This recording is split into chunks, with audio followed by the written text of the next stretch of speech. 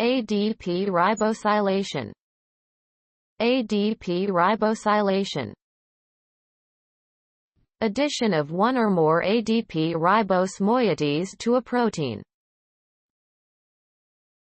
It is a reversible post-translational modification that is involved in many cellular processes, including cell signaling, DNA repair, gene regulation, and apoptosis. Poly-ADP-ribose polymerases catalyze the addition of the ADP-ribose units to amino acids with various side chain chemistries. Improper ADP-ribosylation has been implicated in some forms of cancer.